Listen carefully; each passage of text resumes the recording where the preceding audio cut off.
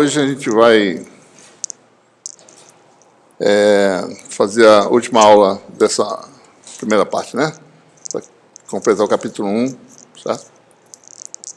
Essa aula é um pouquinho extensa, eu acho, né? Mais ou menos. E a gente vai falar sobre... Bom, introduzido o operador nabla, né? Nós temos aí... Estou com esse negócio agora de fazer isso. Estou processando. Estou com essa maneira de ficar processando o arquivo. Não sei por que estou fazendo isso agora. Processando o quê, pô? Ok. Então nós vamos falar sobre uma operação diferencial, sobre vetores, importante, né? Divergente. Dar uma informação importante, a gente vai ver qual é. Outra operação rotacional. Vamos falar sobre algumas identidades vetoriais que, uma vez ou outra, a gente emprega, tentar obter uma expressão, né, envolvendo grandezas de campo. E, no final, a gente vai falar sobre 3 teoremas importantes para a validade das equações de Maxwell. O teorema de Gauss, o teorema de Stokes e o teorema de Helmholtz. E a gente, com isso, conclui o capítulo 1, certo? Bom, a primeira operação diferencial que a gente quer falar é a operação de divergente. É uma operação diferencial sobre um vetor, né? E essa operação diferencial fornece essa informação que a gente chama de divergente, né? Isso aqui é um parâmetro escalar, ou seja, é um tipo de derivada que a gente vai fazer, um tipo de operação diferencial. E essa operação diferencial dá informação, né, serve para a gente detectar, né, fontes ou sorvedouros de linhas de campo, certo? Esse conceito de linha de campo é meio abstrato, né? Quando a gente fala campo, a gente fala em campo de força, né? Por exemplo,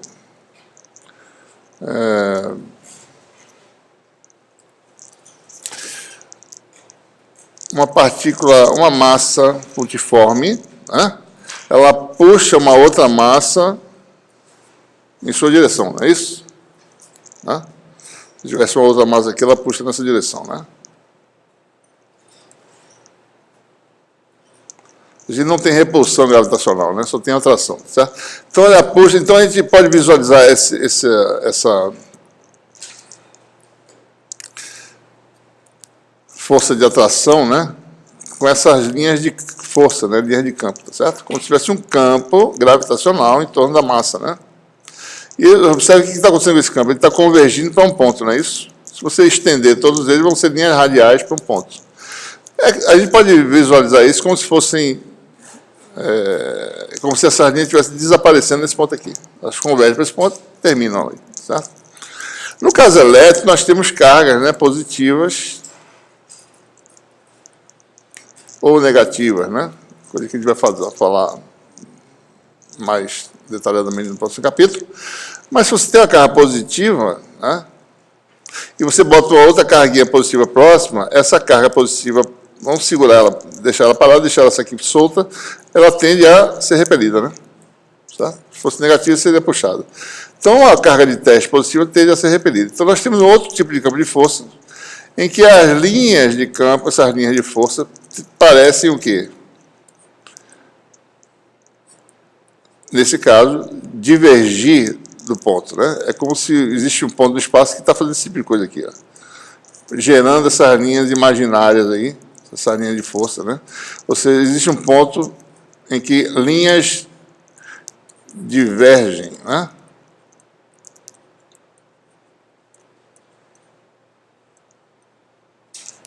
Tá ruim de escrever, viu? E aqui as linhas convergem, né?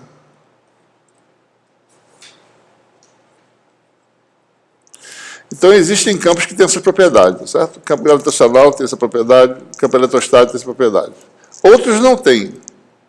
Não tem essa partícula específica em que gera essas linhas de força que saem de um ponto ou chegam no ponto. O campo magnético não tem essa propriedade, certo? Mas o campo elétrico tem. Então, tem campos que têm propriedades desse tipo, em que as linhas imaginárias convergem ou divergem, tem campos que não têm, né? Então, ou seja, se vocês... A questão é, o divergente ele é como se fosse um detector desses pontos de divergência ou de sorvedouro das linhas de campo. Então, se o divergente é definido dessa forma, ou seja, você pode usar ele para detectar a fonte do campo. Se você achar o divergente, um dado valor do divergente num ponto, certo? Então quer dizer que você está detectando a fonte. Seja uma massa pontiforme, seja uma carga pontiforme, né? Seja outro tipo de fonte do campo, certo? Então é isso que a gente quer definir, né? Então, campo divergente, né? A gente tem aqui a fonte, que produz essa... A gente vê essas coisas saindo, né, desse ponto. E um campo convergente, você tem uma fonte aqui no caso, um campo convergente sorvedor. Então, o que a gente observa aqui, né? A gente definiu na aula passada o conceito de fluxo de um vetor, né? Ou seja, pega uma superfície qualquer, certo? Né? Elemento d sigma, né? Se esse é o elemento diferencial, se você tem uma superfície extensa, em que a área diferencial é d sigma, e se há um campo vetorial permeando o espaço, né, a gente definiu que o fluxo que passa nessa superfície sigma, né, chamado de psi, tá certo? É esse d sigma escalar f, né? Certo? Essa quantidade aqui define fluxo, certo? Que passa na superfície. Em particular, a gente pode também calcular o fluxo numa superfície fechada, né?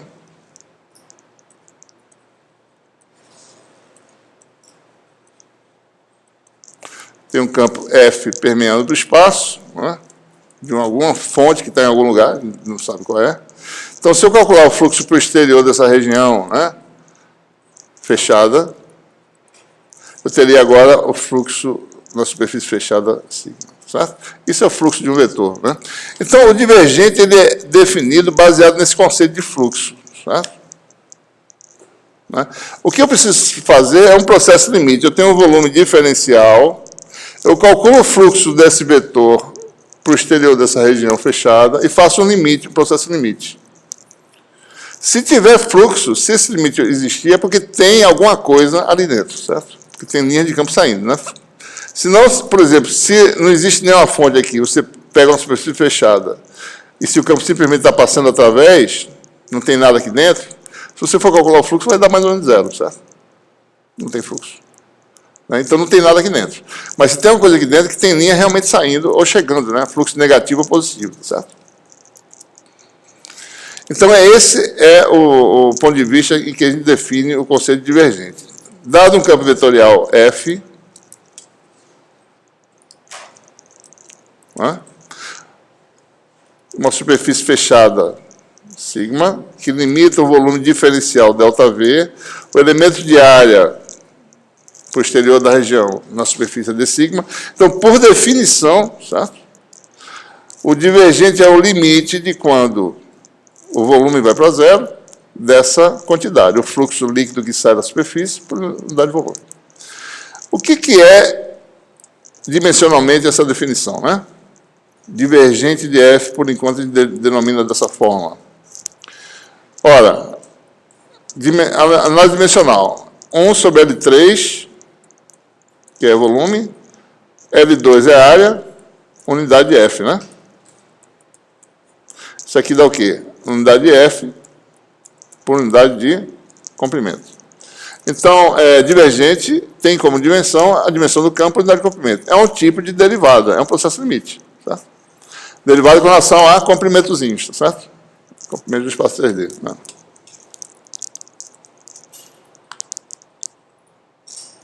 Então, a gente vai calcular uma expressão geral para o divergente, num sistema arbitrário, em que o nosso campo vetorial está expresso no sistema UVW. Tá? Componente U, FU, que depende de 3 coordenadas, certo? E assim sucessivamente. Componente V, componente W. E a gente vai construir um volume diferencial cujas superfícies que limitam esse volume são superfícies coordenadas, certo? Aqui está o nosso volume. É um paralelepípedo curvilíneo, mais ou menos, diferencial, certo? Tá? Então, porque eu quero um volume diferencial para poder usar a definição divergente. Então, na direção, o comprimento diferencial é H1DU, né? Na direção V é H2DV, na direção W é H3DW. Então, esse volume diferencial aqui está o nosso sistema UVW, né? Certo? Ele tem como volume, que é o denominador da definição, né? É aquele volume diferencial, ΔV, que vai ser o produto das 3 comprimentos aproximadamente, tá? H1, H2, H3, DU, DV, DW, né? Esse é o denominador da definição divergente, certo? Precisamos calcular o numerador. O numerador é calcular essa expressão aqui, ó.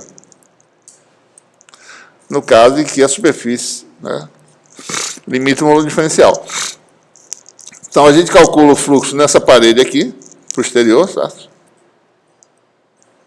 O fluxo na parede de trás, depois nas outras 4 paredes, certo? De cima, de baixo e lateral. Basta a gente calcular o fluxo numa das paredes, o constante, certo? Porque uma vez calculada essa contribuição, o resto é o quê? É permutação cíclica. Nossa vantagem de usar o sistema cíclico, né? Então, para calcular isso, eu vou admitir que eu calcule na superfície intermediária, estou mostrando aqui agora de forma isolada, certo? As superfícies, o constante, ou seja, o constante são superfícies ortogonais ao versor AU, né? Então, o fluxo para fora é aquele no sentido de AU nessa parede, o fluxo para fora aqui é no sentido menos AU nessa parede. Vamos calcular esses fluxos relativamente ao fluxo da superfície intermediária, que está aqui no meio, certo? Essa superfície é a superfície U igual a zero. Então, daqui para cá, a variável U varia aproximadamente da metade do DU, ou da DU sobre 2. Daqui para cá, a variável U varia de menos DU sobre 2. Né? Se o fluxo aqui for o zero, aliás, desculpa, se o fluxo aqui for φ na superfície zero, quem é o fluxo na superfície adiantada de DU sobre 2? Né? Então, imagine isso como uma função de uma variável, tá certo?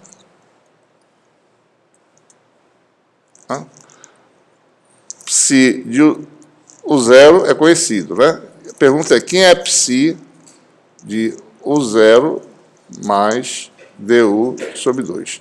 E a mesma pergunta a gente faz, quem é o fluxo, ou seja, o fluxo para cá, né? Quem é o fluxo nessa parede aqui, para cá, tá? No sentido de avanço da variável U, né? Nessa superfície aqui, certo? Em relação a essa, mesma pergunta que a gente faz. Então, quem é fluxo de... Dado isso aqui, quem é psi de U0 mais ou menos DU sobre 2?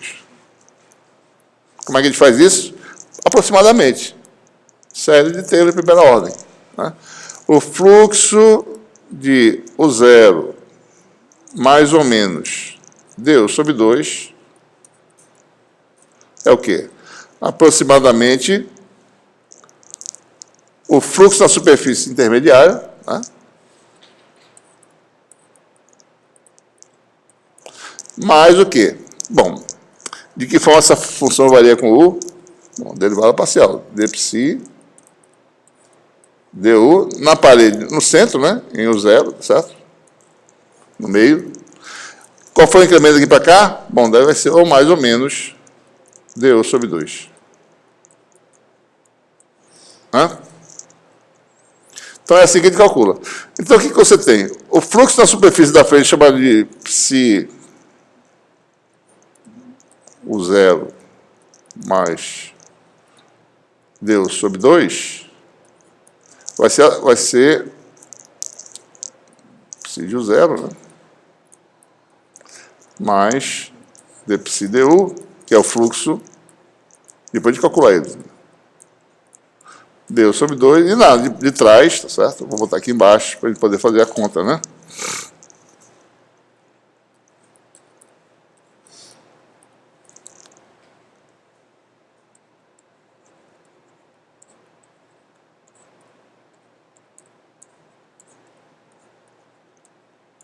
Ficou menos aqui, né? Menos.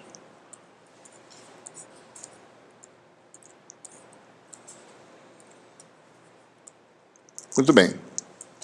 Pronto. Então, ambos os fluxos nas duas paredes estão medidos ou calculados em termos de um valor intermediário, certo?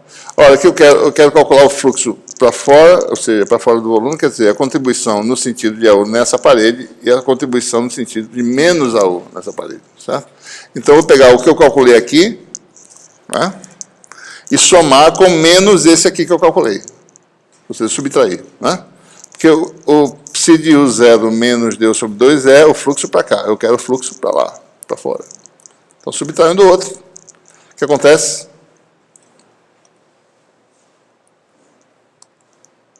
Subtraindo, né? Pegou a cor. Subtraindo os dois, você vai cancelar isso aqui, ó. E vai somar os dois, né? Então, a diferença, né? A contribuição das superfícies U igual a constante, são duas paredes, me fornece, tá certo? Ou seja, a integral na superfície U0 mais du sobre 2, né? De f de sigma, tá certo? Isso é para fora, tá? Eu vou escrever assim, mais o fluxo na superfície para fora, o 0 menos du sobre 2 de f de sigma. Essa contribuição, opa, tudo bem. Isso aqui me dá o quê? Deixa eu ver se eu chamei de alguma coisa, eu acho mais fácil, né?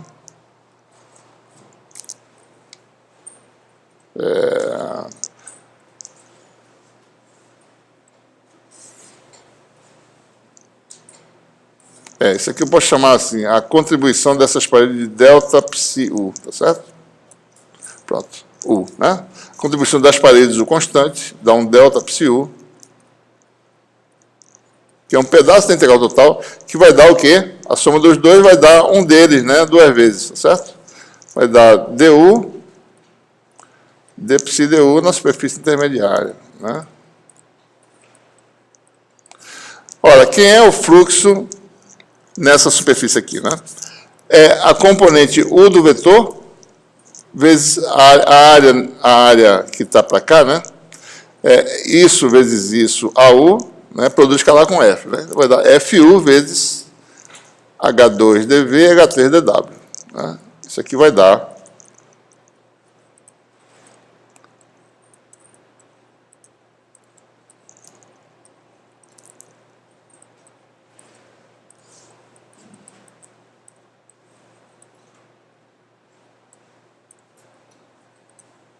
pronto, certo? Contribuição das paredes do constante dá isso aqui. Bom, e aí tem um argumento importante para vocês observarem, né? As variáveis U, V e W são independentes, certo? São variáveis no espaço dimensional. Elas só são dependentes em cima de uma superfície, né? Ou em cima de um caminho, mas ele não está em cima de nada. O V e W é um ponto do espaço dimensional, no centro do cubo. Então, a derivada em relação ao de V é zero e de W é zero. Ou seja, quer dizer, isso aqui é constante para a derivada, isso aqui sai, certo? Só fica esses fatores que dependem das coordenadas, porque no sistema de coordenadas curvilíneas, H2 e H3 podem ser funções de coordenadas, não posso tirar da derivada. E FU também é função das coordenadas, então fica, finalmente, a contribuição das paredes do constante vai dar du dv dw, e fica aí ddu, né? Está mais para baixo aqui, de H2 e H3 FU. Então, observe, a componente U vezes aqueles parâmetros H ortogonais, associados às variáveis ortogonais da U, né? Porque a área, certo? Então, essa contribuição é constante. Ora, o resto está tranquilo, né? Basta fazer por permutação cíclica, né? Certo? E sempre aparece esse fator aqui imutável, né? Aqui vai dar a mesma coisa, certo? Só é mudar aqui para ver e assim por diante. Mais uma permutação, você tem a contribuição das outras duas paredes, certo? Então, você fica com esse resultado, né?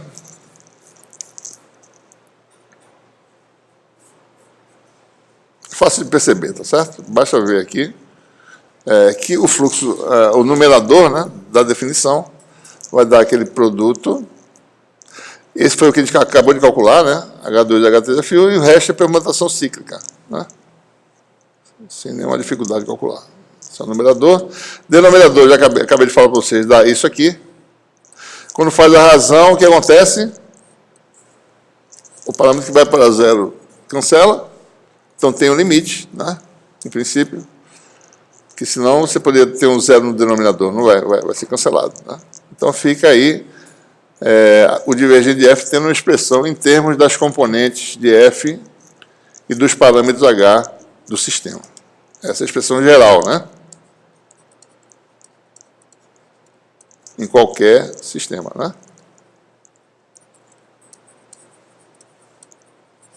Certo? Fácil. Basta você saber um termo desse, como sempre. E sempre tem o benefício da permutação cíclica no sistema que a gente usa. Basta um termo que você sabe todo mundo, certo? Tá? E é fácil perceber. É derivada em relação a U dos parâmetros H cruzados da componente U. Tá? E aí você pode calcular nos sistemas que a gente trabalha, sistemas de coordenadas cartesianas, cilíndricas e esféricas, né? Aqui é fácil, né, de perceber, tá certo? Os parâmetros H são todos iguais a 1, né? Em cartesianas, tá certo? Então aqui não tem isso, nem tem isso. Fica Fx, Fy, Fz, x, y, z. Fica uma soma de derivadas parciais, como a gente falou, né, que o divergente é um tipo de derivada. Tá? Uma combinação de derivadas parciais casadas, né? Componente x em relação a x mais y em relação a y, etc. Começa a ficar um pouco mais complicado nos outros sistemas, né? Vamos ver aqui só rapidinho, por exemplo. Em RFZ, H1 vale 1. E H2 vale R, né? H3 também vale 1, tá certo? H3 igual a H1, né? Então, aqui seria H2H3, certo? FR, né? H2H3, FU, certo? H2H3 dá R, então ficou RFR. Produto dos Hs dá R também, ficou 1 sobre R, né? Certo? Aqui, como é que ficou? Segunda componente, FV, né? Então, H3 e H1 dá 1, tá certo? DFFI, DFI. E o produto dos Hs que dá R embaixo, né? E no último, H1, H2, FZ. H1, H2 dá R, vai dar DDR, DDZ, de R, FZ. R sai da derivada, cancela com R denominador, aí fica só esse termo aqui, certo? E cada vez mais complexo, né, nos outros sistemas. Então, vocês podem fazer depois isso aqui para ver, tá certo? Que dá exatamente isso, né? Isso aqui é o resultado dos parâmetros H que ficam dentro das derivadas, tá certo? É importante sempre observar a análise dimensional das coisas, né? Componente divergente é derivado em relação ao comprimento, né? Espaço geométrico. Então, aqui, ó, DDR, agora esse R dimensionalmente cancela, fica campo, unidade de comprimento. Campo, unidade de comprimento, né? Sempre, tá certo? E aí vai, R2 cancela, em termos de dimensão, campo, unidade de comprimento. Comprimento, campo, unidade de comprimento. E assim por diante. Tá? Então, o que nós temos aí? Só para ilustrar, né? Algumas propriedades que a gente pode inferir, né? O divergente vai ser nulo quando um campo simplesmente está passando, porque o fluxo, isso é só ilustrativo, tá? Se o campo não está aumentando nessa direção, nem diminuindo, se ele não está mudando ao longo da própria direção que ele aponta, né, então a densidade de linhas, digamos assim, é a mesma, né, em cada ponto, você não aumenta nesse sentido. Então é de se esperar que o fluxo cancele, né? Fluxo positivo aqui, negativo aqui, vai ser zero o resultado, divergência zero, não tem fonte aqui dentro, certo? Aqui é um campo cuja densidade está aumentando, a densidade de linhas está aumentando à medida que você vai na mesma direção do campo. Então, quando isso acontece, tá certo? Ou naqueles casos que ele falou anteriormente, ou nesse tipo de caso aqui, o campo vai empilhando cada vez mais linha de campo, né? Então, você tem mais fluxo aqui, certo?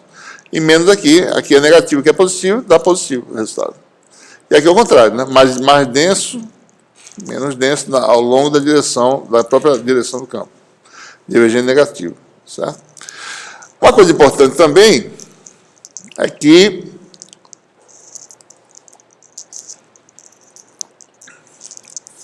como eu falei para vocês, o nabla vai aparecer em todo canto, né? Se você olhar em cartesianas, né? Isso aqui a gente reconhece como um produto escalar simples, né, do nabla com o campo vetorial, né? Certo? O produto escalar vai dar o quê, né? A x varia com as coordenadas? Sim ou não? Os versores do sistema de Brasileiro não variam com as coordenadas. Então, a derivada em relação a x, ele sai da derivada, tá? Então, vai ficar ax escalar x dá 1, vai ficar dfx dx. E assim por diante, né? Nenhum versor depende das coordenadas. Então, por isso, você tem o quê, né? Que o divergente dá, de fato, o produto escalar do nabla com o campo vetorial. Então, ao invés de escrever div de f, a gente vai escrever nabla produto escalar com f. Certo? E, obviamente, isso não pode depender do sistema, certo? Porque ele está falando que isso aqui é verdade independente do campo f. Ele fala assim, em cartesiano eu mostro diretamente, certo? Isso não deve depender do sistema de coordenadas. O campo está lá, ele é o mesmo campo, ele não vai mudar, as propriedades são as mesmas. Ele não vira divergente se você mudar o sistema de coordenadas. Se você fizer uma rotação de eixo, por exemplo. Ele está lá parado, o campo, tá? Então, o sistema vira. O campo é o mesmo. As propriedades são as mesmas, né? Então, não deve depender do sistema de coordenadas, né? Então, observe, quando eu estou usando essa expressão, né,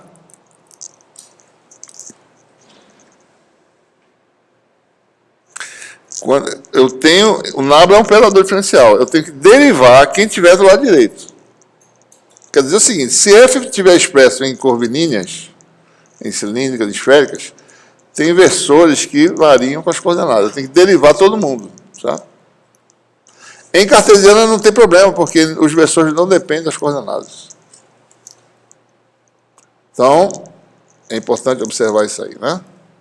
Essa observação vocês não esquecerem, tá? Porque, na realidade, isso cai na prova, tá certo? Então, se liguem para fazer direitinho essas coisas. Vou fazer um exemplo aqui. Vou pegar o versor φ e calcular o divergente dele, né?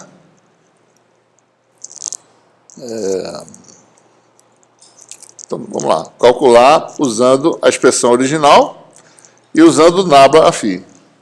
Certo? Bom, usando a expressão original, basta olhar aqui, né? O campo vetorial que tem uma componente só, né? É 1 a φ, né? A segunda componente é FV, né? Vale 1, certo? Aqui já está direto expresso. Não tem componente radial, 0.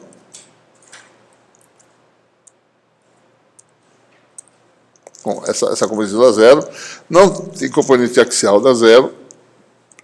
E a derivada de 1, né? Dá 0. Certo? Então vai dar resultado 0. Divergente do Aφ dá 0, certo? Calculando pela fórmula original, né? Dá 0. Bom, vou calcular agora usando nabla, para ver como é que a gente tem que fazer, né? Então, o que a gente tem que fazer é pegar o produto escalar do nabla, que está aqui, com a φ. Lembrando que a φ varia, né, com as coordenadas, certo? Ok?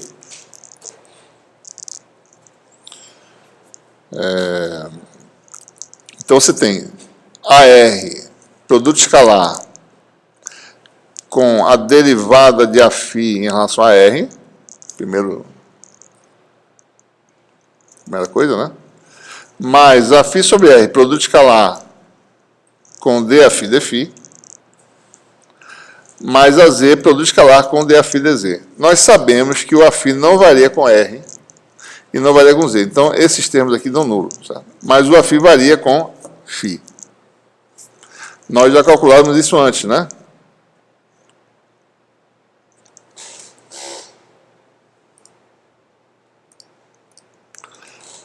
Eu falei, bom, para saber de que forma esses versores variam, né? Basta você decompor em cartesiana, né? Se você fizer o AφI, vai dar menos seno de φ a x,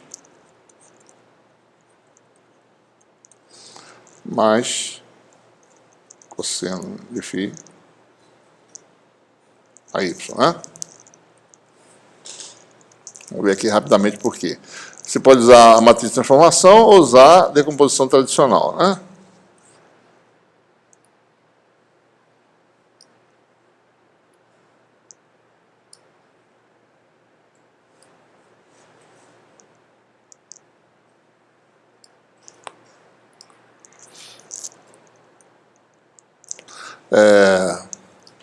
Aqui está o AφI, certo?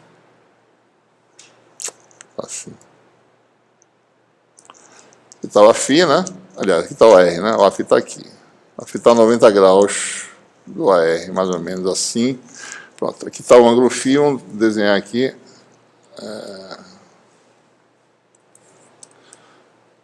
Aqui é o AX, né? Aqui, aliás, aqui é o AY, aqui é o AX. AR, AφI, ângulo φ. Essa é a disposição relativa dos versores.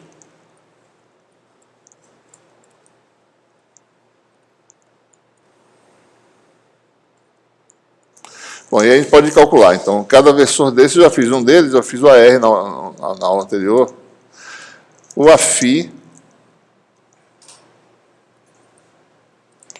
é o quê, né? Projeção na direção x, que é produto escalar AφI com a x, que dá cosseno de π sobre 2 mais φ, que dá menos seno de φ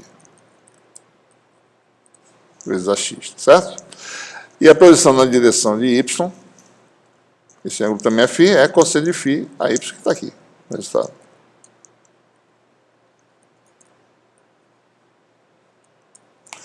Então, eu posso calcular a derivada, né? Derivada de AφI em relação a φ vai dar quanto?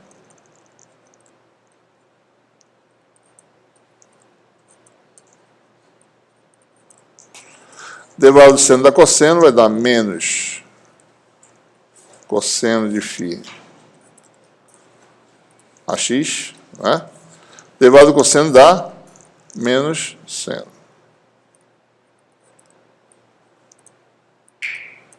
Ok? Ou seja, menos cosseno de φ a x mais seno φ a y, né? Menos. Que vetor é esse aqui? Que versor é esse aqui? Módulo 1, né? Porque cosseno quadrado de seno quadrado é igual a 1. É o nosso AR, né? AR é cosseno φ a x mais cosseno de π sobre 2 menos φ, que é seno de φ a y. Isso aqui é menos AR. Ou seja, derivada de AφI em relação a φ é um versor ortogonal a ele mesmo, né?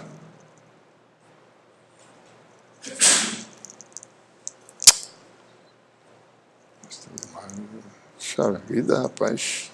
Lento demais. Bom. D AφI dφ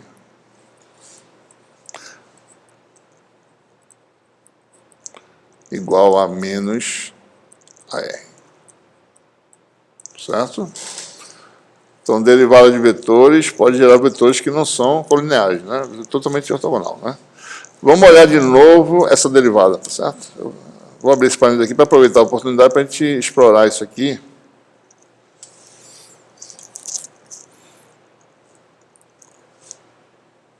Não precisa desenhar aqui esse...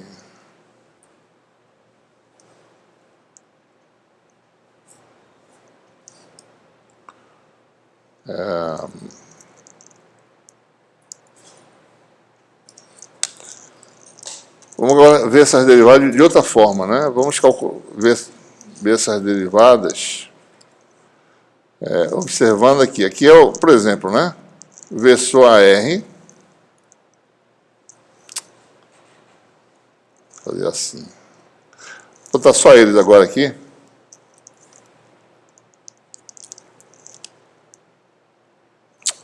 Ruim esse negócio aqui, bicho.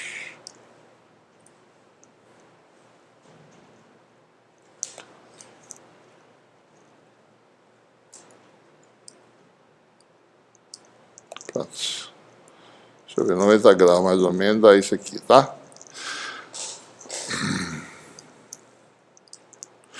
Bom, aqui estão dois versores, né?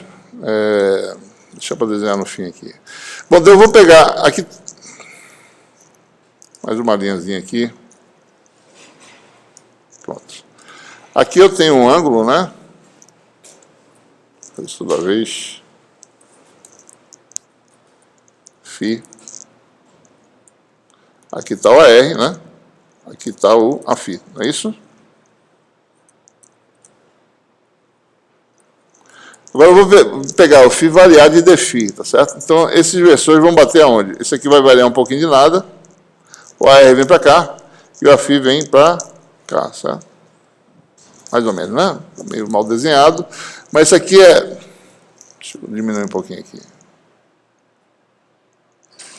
Certo? Então, essa variação aqui, em ambos os casos, né? É dφ. Então, a pergunta é essa. Se eu pegar o φ variado de dφ, qual é a derivada da diferença? Qual é o novo vetor menos o anterior dividido por dφ? Esse que eu quero saber. O novo vetor AR é esse, o novo vetor Aφ é esse. O vetor de diferença é o vetor que vai daqui para cá.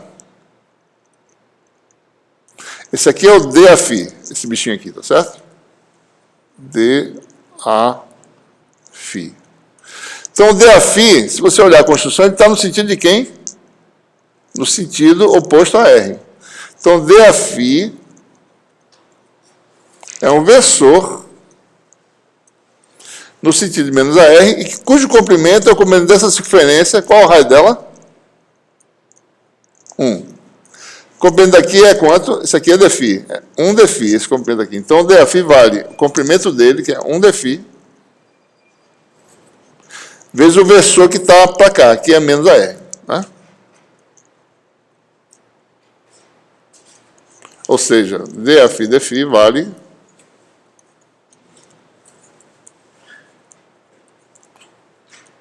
menos AR, como a gente calculou. Ok? Mesma coisa, né? Quem é dAr e dφ? Ora, dAr é esse vetor, dAr, que é 1 dφ vezes esse versor aqui, tangente desse ponto, é exatamente o Aφ, certo? Então, dAr dφ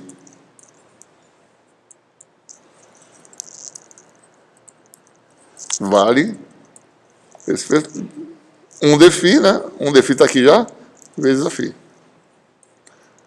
É o segundo vetor, certo? Então, a derivada de AR em relação a φ da φ, a derivada de Aφ em relação a φ dá menos AR. Né? Se quiser calcular analiticamente, vai ver que dá o mesmo resultado. Bom, isso foi um parênteses, né? Vamos agora fechar o parênteses. Ou seja, a gente precisava calcular essa derivada para ver o divergente usando o Nabla, né?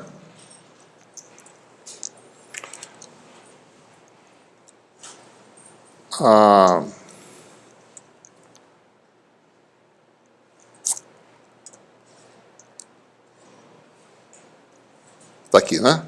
Então, aqui está o segundo, Aφ sobre R, produto escalar com dφ dφ, isso aqui dá menos AR, né? Produto escalar de Aφ com AR dá 0. Né? Então, esse é o resultado, certo? Se vocês calcularem o divergente de um campo vetorial que tem 3 componentes em cilíndricas, por exemplo, certo? Ele se apagar, deixa eu ver, eu vou apagar só isso aqui, certo? Vocês têm que tomar esse cuidado, né? Para calcular essa expressão usando nabla escalar f,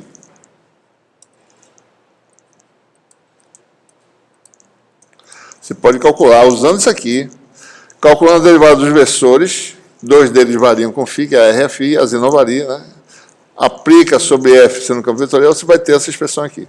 Se você não fizer direito e fizer o produto escalar direto, vai dar errado, não vai dar essa expressão, vai dar outra expressão diferente. Então tem que derivar e vai bater exatamente uma expressão com a outra, certo? Ok?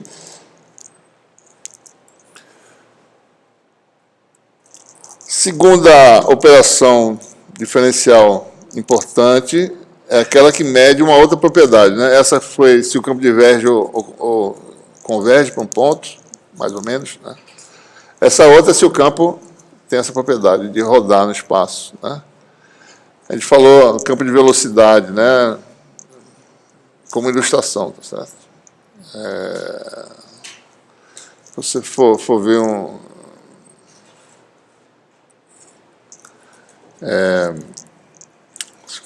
usando mecânica de fluidos, tem um rio, tá certo? Escoando, na margem do rio a velocidade é muito pequena, né?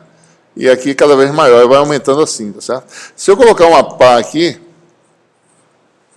isso aqui tende a rodar, certo? Se o rio estiver escoando, né?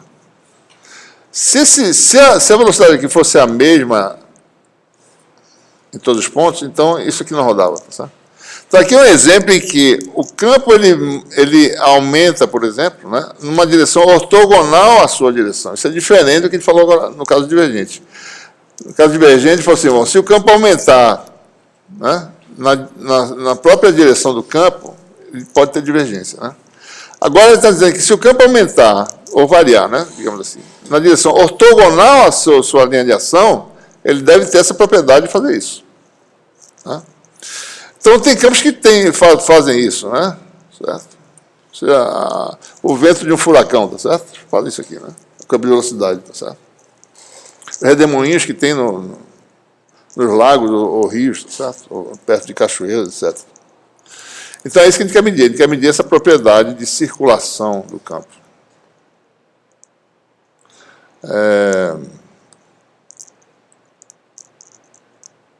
Então, essa operação a gente chama de rotacional. Ou seja, é a medida dessa propriedade de circulação de um campo vetorial, né? Então, a gente quer saber, é mais um outro processo limite, né? Agora, observe, no caso divergente, que essa operação resulta num...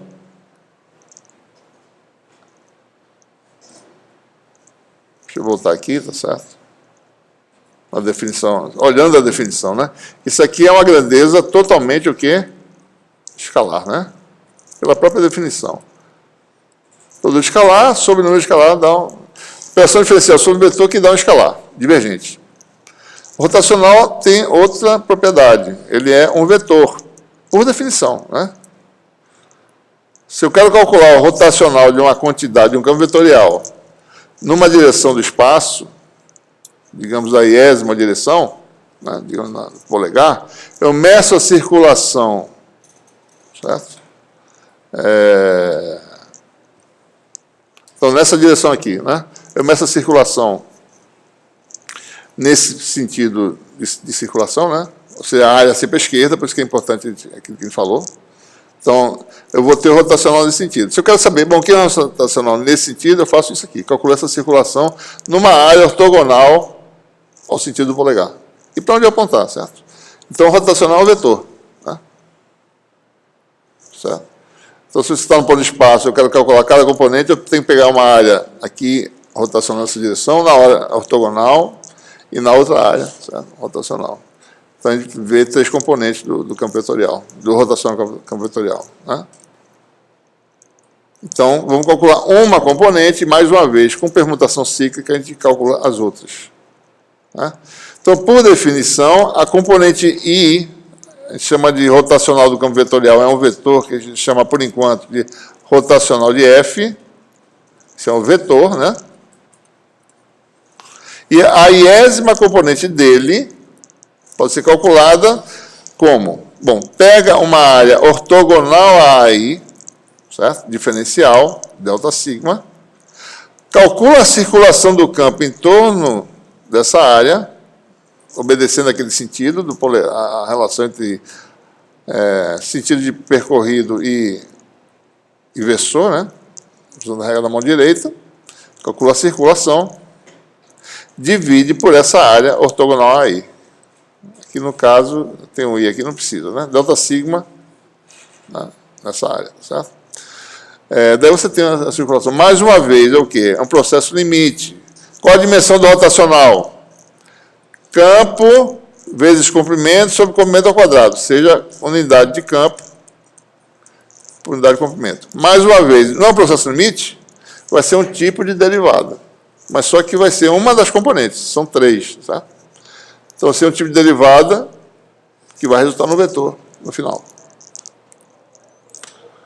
Ok? Então, mais uma vez, usamos nosso sistema, o VW, para calcular a rotacional de F numa direção em sentido, e depois permutação cíclica. Certo? Aqui está o nosso campo vetorial. Vou calcular o rotacional aqui no sentido do versor, componente U do rotacional. Né? Então, o que eu faço? Aqui está o sistema de coordenadas. A U está para cima, a V está para cá, a W está para lá, tá certo? Pego uma área ortogonal, né, ao AU. Bom, essa área subtende, né, comprimentos H3DW na direção W, né, e H2DV nessa dimensão. Eu tenho 4 segmentos para calcular, integral de linha. E, mais uma vez, eu faço tudo em relação a segmentos que passam pelo centro. Olha essas integrais de linha como funções. Né? E, por exemplo, a integral... isso aqui é a variável W, né? Certo? Essa aqui. Então, essa integral de linha nesse segmento central é IW. Certo? Então, eu preciso calcular essa aqui. Eu vou calcular essa aqui em relação a IW. Daqui para cá, quem varia basicamente é a variável V. E ela varia da metade do comprimento da variação total, que é dV sobre 2. Então, IW, como ela varia daqui para cá. Da mesma forma, para o lado de lá, a integral de linha para lá vai ser calculada em relação a IW. Né? Certo? Fazendo isso, para o outro segmento, IV e para IW, a gente calcula tudo. Então, o que nós temos aqui? Essa circulação vai ser a soma de 4 integrais de linha, C1, C2, C3, C4, chamada de 1, e 2, e 3 e 4. A integral central é fácil de calcular, né? A integral IV é a integral de linha DL, escalar V, DL. Já é H2. Começar de novo. Toda aula, né? A gente vai ter essa gravação aí. Tá? Vamos dar uma paradinha. Tá? É bom que todo mundo dá uma refrescada. Dá uns 5 a 10 minutos de intervalo, a gente continua. Certo? Aproveitar que eles determinam a hora de a gente dar uma pausa, né? Vou parar aqui. Ok, pessoal. Então, após essa pausa aí, né, do carro de som, vamos continuar.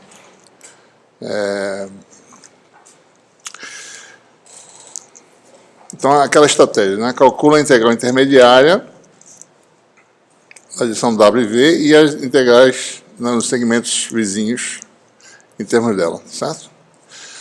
Bom, especificamente, né, IV é a componente V do campo vezes o comprimento nessa direção, é o DL, que é H2DV, certo? E o IW é a componente W do campo, comprimento dessa direção, H3DW, está aqui, certo? Né? Daí você calcula, bom, quem é I1, né? A integral I1 é essa integral aqui. É aproximadamente IW, olhando IW com a função dessa coordenada, que é a coordenada V, certo? Né? e W basicamente vai variar com essa coordenada V, de que forma, né?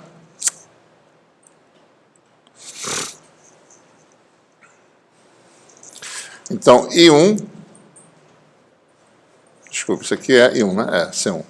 Então, I1 vai ser aproximadamente IW mais V varia de dV sobre 2, né? Mas a primeira derivada é IW, dIW dV, dV sobre 2. Certo? A integral I2 é esta aqui, tá? Então, a integral menos I2 é daqui para cá. Menos I2 é relacionado a IW. Então, menos I2 vai dar IW e a variação daqui para cá. Menos I2 vai dar aproximadamente IW, né? Agora, a coordenada diminui de dV sobre 2. Então, vai dar menos aqui.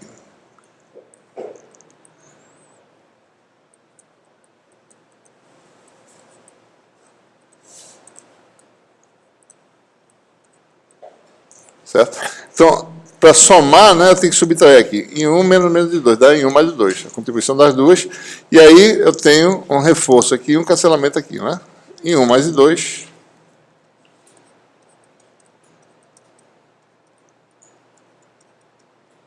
Vai dar quantos? 2 vezes um deles. dV, dW, dV. Da mesma forma, se eu calculasse... bom, né, tem um sinalzinho diferente aqui, né? Se eu calculasse agora menos I2, né? E 4, menos I2, essa aqui, mais I4, né? Então, menos I2 é IV, certo? Então, está aqui, ó, menos I2 é igual a IV, que é essa aqui, mais a variação daqui para cá, em que W aumenta de dW sobre 2, vai dar isso aqui, certo? dV dW, né? IV essa aqui, dW sobre 2. E I4, que está no mesmo sentido de IV, vai dar IV, e aí o W diminui de dW sobre 2, então tem um menos aqui. Então, para ter som, tem que ser I4 menos I2. Daí, quando eu cancelar, vai aparecer um sinal negativo, no caso. Certo? Então, vou falar I1 menos I3, mais I4 menos I2, aí eu tenho o resultado final. Certo? Vai dar um positivo e um negativo. Bom, e quem são essas integrais, né? Aqui é, mais uma vez, né? dW dV, que é essa aqui, o dW sai da derivada, tá certo? Porque ele é independente, fica só a derivada de H3 de FW. Tá? Então, aparecem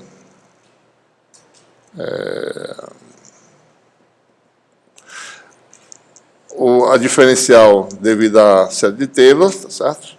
E aparece uma segunda diferencial que está dentro da derivada. Então, vai aparecer, na realidade, o produto dos segmentos das coordenadas VW, né? Em evidência, e aparece a diferença de derivadas, no caso, né? Certo? Denominador, que é a área, é essa areazinha, H2, H3 devido a W, quando eu faço a razão no limite, quem vai para zero são esses aqui. Quando eu calculo o limite, então fica assim, simplesmente uma expressão para uma componente, tá certo?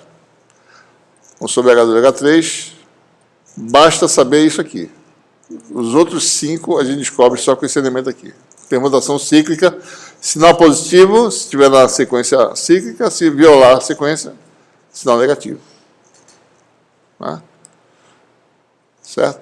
Então, ó, segundo, isso aqui é terceiro, tá? Observe que é H3FW, tá certo? Então, observe que faz sentido aquela questão do rotacional, né? Como é que o campo, esqueci um pouquinho o fator H, né? Como é que o campo, uma dada componente dele, varia numa direção ortogonal a essa componente, né? Se o campo faz isso, ó. É isso que a gente está vendo, certo? É isso que está dizendo aqui o rotacional. Derivada de uma componente ortogonal. Né? Então, numa direção, na direção ortogonal a esse plano, tá certo? Eu tenho esse tipo de coisa que eu quero ver. Ou assim também, né? Por isso que tem essa segunda parte aqui. Tá? É numa direção ortogonal ao campo. Quer saber se o campo aumenta ou diminui para ver se vai rodar a par. Né? No fundo é isso. Tá? E pronto. Então, temos a expressão completa, né? Nas três componentes fazendo permutação cíclica. Não é difícil fazer, tá certo? Se eu olhar essa expressão, né? H3 H1, V vira W, 3 vira 1, W vira 1, U. Né? E assim por diante, certo?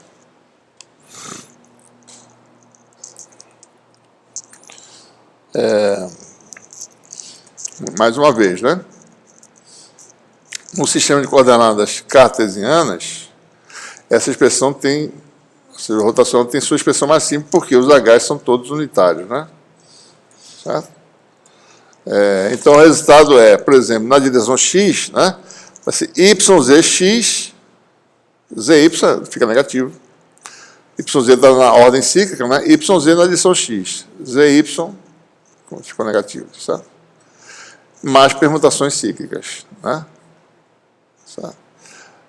E assim por diante. Nesse sistema, nós temos uma expressão mais simples, né? Você não tem fator H nem nada. Aqui, as expressões são mais complicadas, eu não estou escrevendo para não gastar muito papel aqui, tá certo?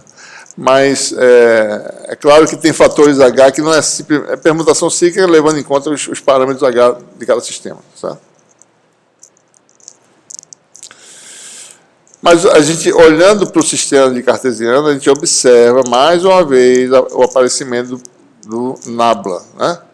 Observe que isso nada mais é, a componente x aqui é o produto vetorial da componente y do nabla, que é essa aqui, né? YZ, componente y do nabla, componente z do campo, daí trocou, muda o sinal, certo? Isso é produto vetorial de fato. Rotacional de F é o rotacional nabla vetorial F.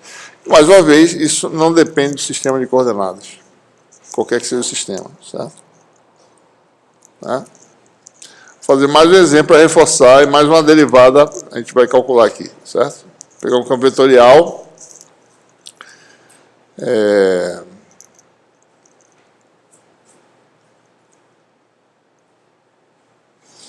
Para mostrar que isso é verdade, né?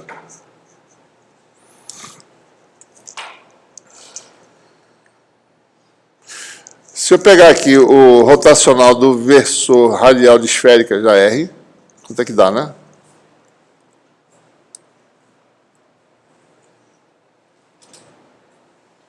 Então, o F tem a componente U, é 1. A U é o AR, né? Então, se eu pegar a expressão, certo? Vamos olhar aqui. Eu tenho a expressão aqui em algum lugar, né? Eu acho. Está aqui.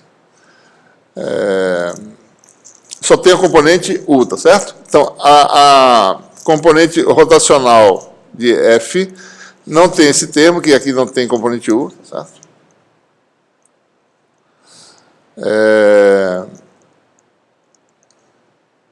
Esse termo não existe também, né? E esse termo também não existe, tá certo? Esquecendo um pouquinho os parâmetros H, né? Em esféricas, H1 vale R. H2 vale... Aliás, H1 vale 1, desculpe. H1 vale 1. H2 vale R, que é R de θ, né? E o H3 vale R seno de θ.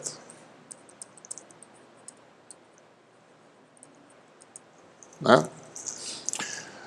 H1 vale 1, né? Então, derivada de FU nesse exemplo é igual a 1, tá certo? Porque a gente está falando que F é o vetor, é o versor a R, né? Então, vamos lá. H1 vale 1, derivada de 1 dá 0, né? Então, essa componente dá 0. Essa aqui ele falou já que não tem, tá certo? E essa aqui, de novo, né? H1 que vale 1, FU é FR que vale 1, derivada dá 0. Derivada em relação ao segundo coordenada, que é θ, né? Tá bom. Então, rotacional de AR dá 0. Vamos calcular agora direto. Produto vetorial de nabla com AR. Né? Então, a gente tem que fazer direitinho, com calma, né? AR. Nábulas esféricas.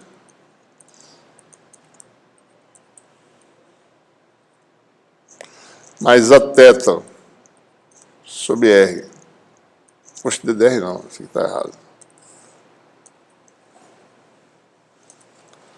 É DDR, né?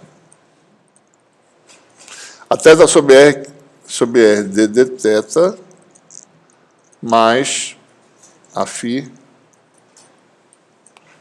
sobre R seno de θ, dφ.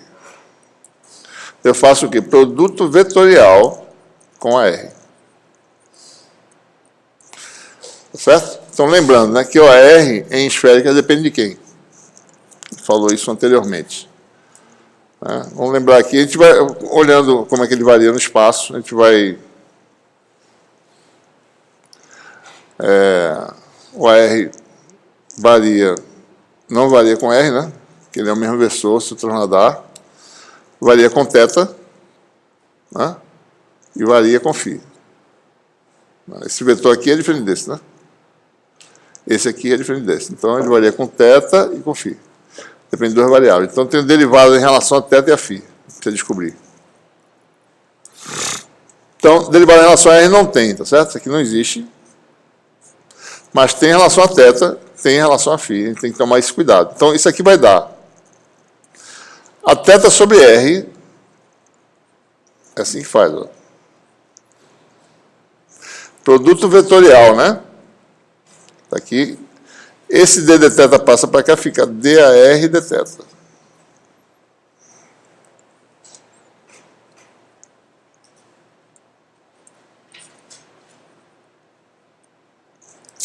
Bom, está ruim de escrever aqui, viu? Não sei porque cada vez é mais lento. Mais a φ sobre R seno θ DAR dφ.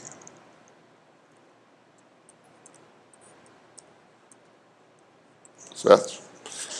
Então, a pergunta: quem são essas derivadas? Ora, geometricamente calculando, tá? Não vou calcular geometricamente apenas. DAR dθ. Aqui está o AR. Aqui está o novo AR, quando eu vario θ de dθ. Daí esse vetor aqui. Comprimento é 1 dθ. Sentido de a θ. Então, já sei que DAR dθ vale... Vale quem? 1 dθ a θ, ou seja, vale o próprio a θ, né? Porque DAR, que é esse vetor aqui, é a θ vezes 1 dθ, né? Passando para cá, tá certo? Então, a derivada de AR em relação a θ vale a θ, né? Ora, se a derivada de AR dθ dá θ, quer dizer, o produto vetorial dá 0, né? Quem é DAR dφ? Aqui está o AR. Ele vai correr agora sobre a circunferência de raio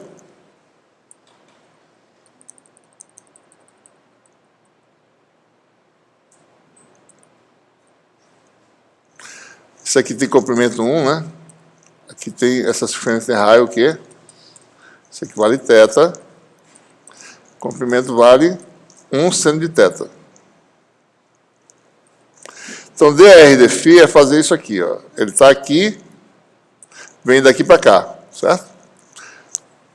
Isso aqui vai ser o nosso DAR para uma variação dφ. É parcial, né, no caso. Tem que fechar esse programa e abrir de novo, porque está ficando muito lento, está difícil de escrever aqui.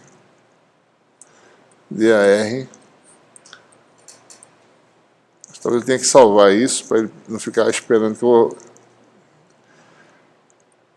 Então, ó, DAR é 1 dφ vezes o raio da circunferência, que é seno θ, certo? Então, 1 dφ, 1 vezes dφ vezes seno θ. Eu não vou botar esse 1 aqui, vou botar só 1 seno de θ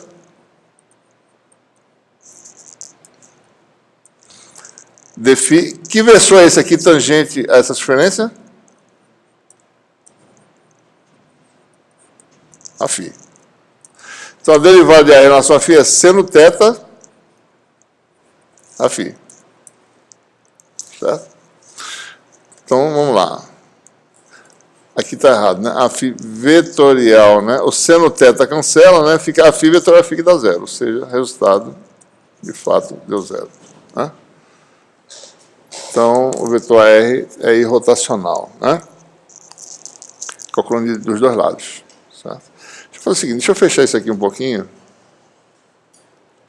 e abrir de novo para ele parar de ficar lento. Acho que ele fica lento à medida que vai passando mais tempo e não salva, ele fica devagar, sabe? Deixa eu abrir de novo aqui. Cadê? Vamos ver esse bicho aqui.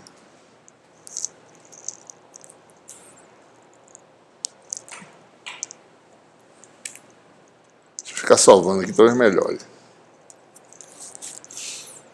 Tudo bem. Deixa eu fazer um teste aqui rapidinho.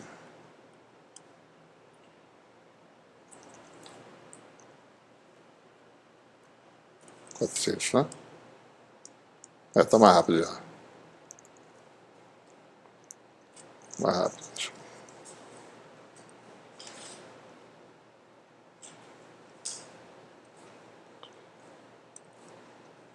Está melhor. Muito bem. Ok, pessoal? Bom, eu gostaria só de mostrar para vocês uma segunda definição. Veja, essa definição que a gente fez aqui foi em termos de circulação, né? Ou seja, por que circulação? Rotacional tem essa propriedade do campo girar, né? Certo? O campo fazer isso. Então, naturalmente, a gente mede a circulação em torno de um ponto, divide pela área, no processo limite eu tenho essa propriedade desse campo, se ele faz isso, tá? Mais ou menos. Tá? Só que essa definição é uma definição escalar, né? Eu acho uma componente, depois acho outra, depois acho outra. Existe uma definição única, vetorial, que a gente não vai demonstrar. A demonstração está no capítulo 1, eu acho, né? Na edição atual, que está publicada, deve estar lá, certo? Quem tiver interesse pode dar uma olhadinha. Mas tem uma segunda definição que é dual da definição divergente. Deixa eu só escrever aqui de volta que o divergente de F, agora escrevendo em termos do operador Nabla, né?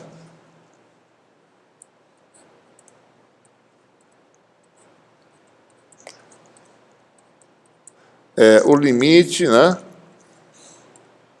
De quando ΔV tende a zero do fluxo, não é isso? Sobre o volume.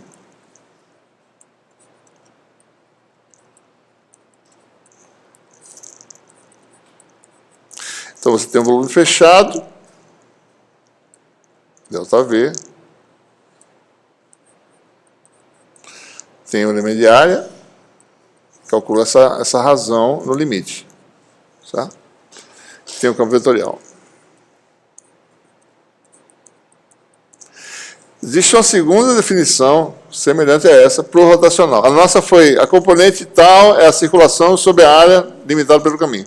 Tem a segunda que é exatamente idêntica a essa aqui. É rotacional de F.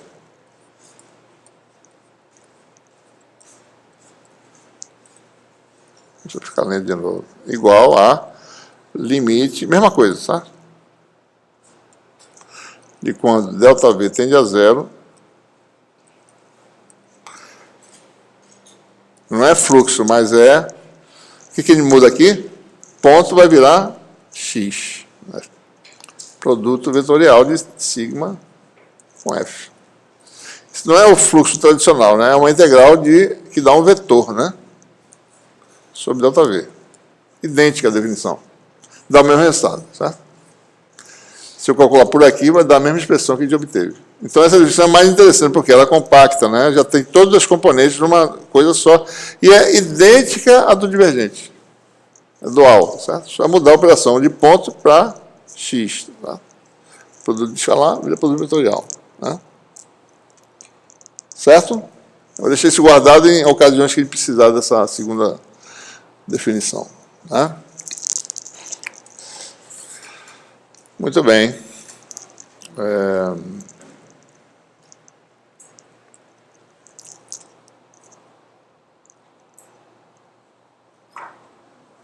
Certo.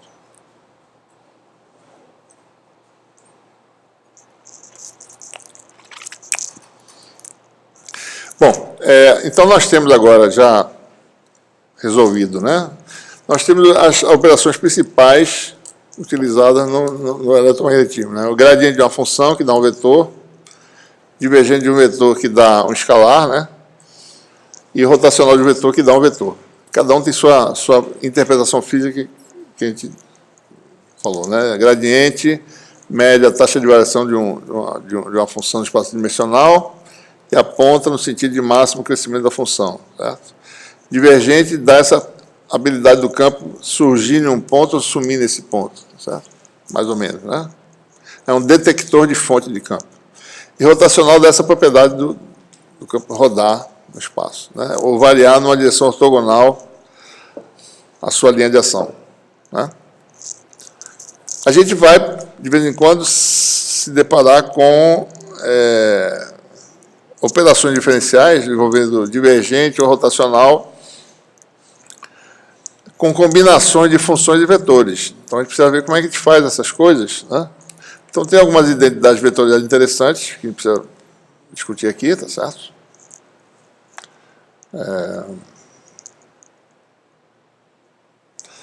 Por exemplo, tem algumas regras de cadeia, tá certo? Que a gente precisa ver, né? Por exemplo, se eu tenho uma função e um vetor, produto dos dois, né? Como é que eu calculo o divergente desse produto aqui? Né? Ora,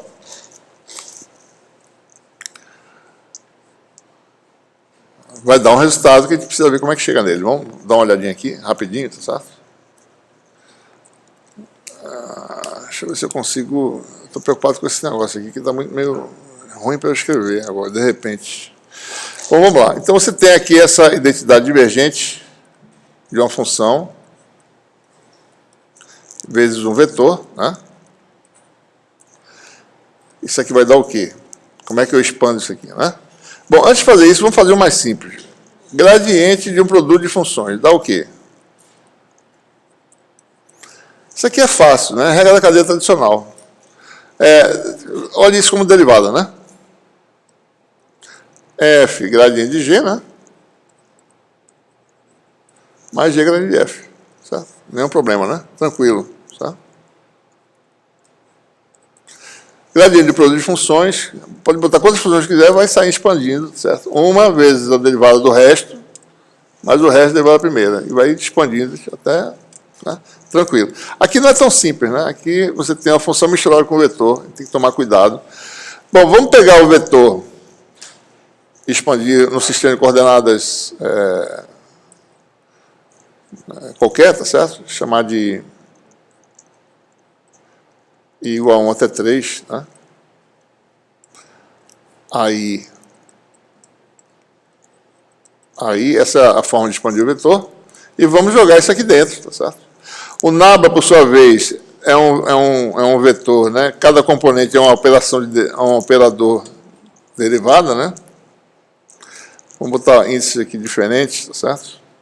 Para não misturar, né? Vou botar aqui de J igual a 1 até 3. A J, componente J do naba, chamar isso aqui, onde essa componente quem é? Derivada em relação ao comprimento na direção J, né? Tá? HJ, a diferencial de coordenada, né? Então, vou fazer formalmente pelo escalar, né, dessas coisas, tá certo? Isso aqui vai dar... Deixa o sinal... Vai ter esses sinais de soma, né? Então, estão implícitos aqui, tá certo? Não vou escrever para não carregar demais. Vai ficar AJ, isso aqui é soma, né? AJ, nabla J, produto escalar. Então, você tem o quê? F, o vetor, né? Está aqui, aí.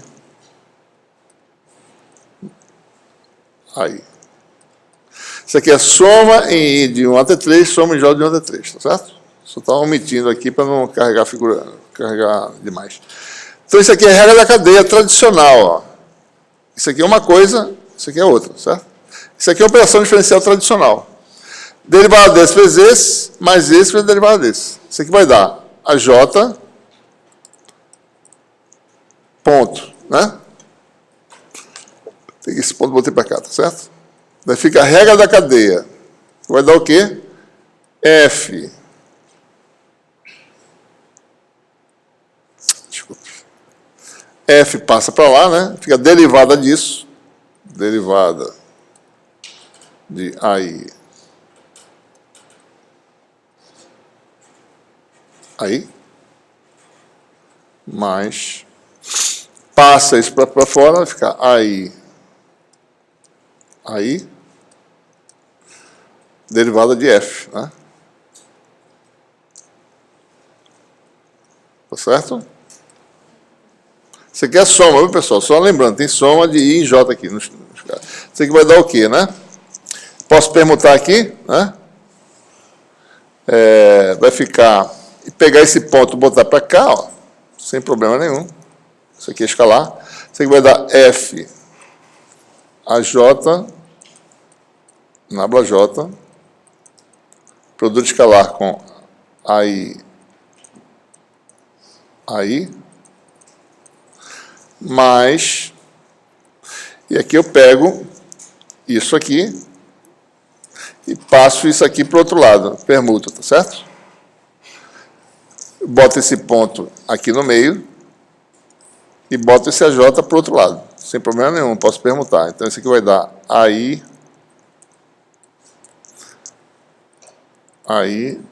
ponto, AJ, nabla J, de F, certo? Então, lembrando que isso é soma, né, de J igual a 1 até 3, isso aqui é soma de I igual a 1 até 3, aqui também, e aqui também, né? Isso aqui é o quê? Nabla. Isso aqui é quem? A soma da A, né? Então, F, nabla A, mais A, produto escalar com gradiente de F. Então, divergente de um produto FA dá essa regra da cadeia aqui. Né? Se eu modificasse para calcular, bom, quem é o rotacional, né? Se eu fizesse isso aqui, certo? Deixa eu ver. Por enquanto está aqui, né? Aí eu tenho que tomar cuidado na permutação, certo? O rotacional não comuta. Né? Então,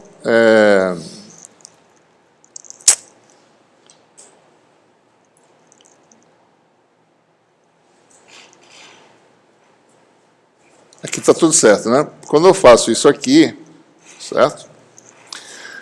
Veja, a gente tem que tomar... Isso aqui vai dar F... Aqui tá certo, né? Não tem nenhum problema, tá certo, eu fazer isso. Bom, o cuidado que eu tenho que ter é nesse momento aqui, ó. Quando eu venho para cá, que eu mudei a posição. Aqui eu não mudei ainda, né? Bom. A J vetorial isso, tá certo? Tá certo aqui, né? Deixa eu ver se eu não... A J, vamos fazer aqui, a J vetorial.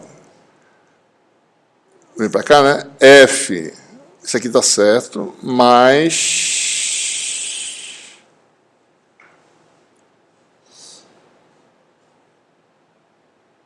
Aqui está certo também. Aqui está certo também, né? Eu não fiz nada demais aqui, tá certo? É nesse momento, tá certo? Aqui, ó. O AJ mudou de posição com a I, não foi? O AI ficou do lado esquerdo. Então, aqui, quando eu fizer isso, tem que ser um menos. Né? É a única modificação que a gente tem que fazer, tá certo?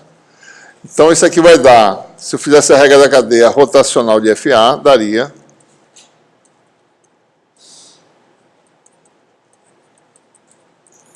F rotacional sem nenhum problema.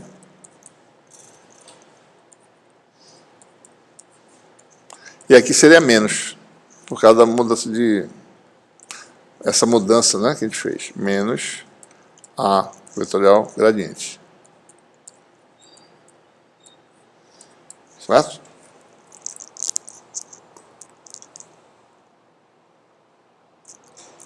Né?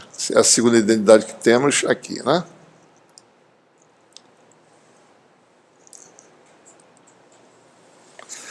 Bom, tem também... Então, isso aqui é uma regra da cadeia simples, né? Pode ficar mais complicado, às vezes, tem identidades enormes, né? Às vezes, dependendo de como você faz. De produto escalar fica complicado calcular, tá certo? Quando tem produtos envolvendo vetores, fica mais difícil. Bom, uma operação importante é aplicações sucessivas do Nabla. Uma delas é o chamado Laplaciano. Né?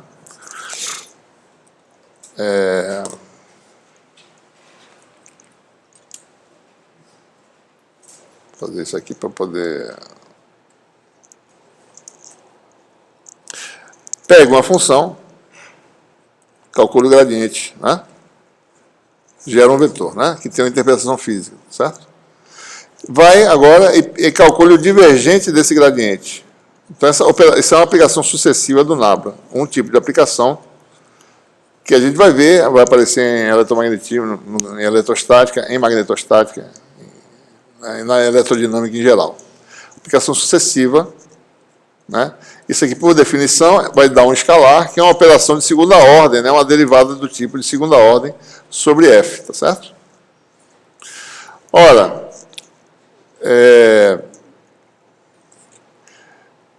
isso aqui, né? Dá 1 sobre H1. Isso aqui dá, na verdade, AU, né? Vamos fazer assim, para ficar mais fácil, tá certo? Não, não vou fazer. Vou pegar cada componente. AU sobre H1, dF, du, né? Mais etc, tá certo? Permutações cíclicas, né?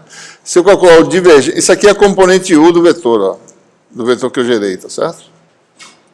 Eu tenho outras componentes, né, V e W, né? Olhando para a componente U apenas, o divergente de um vetor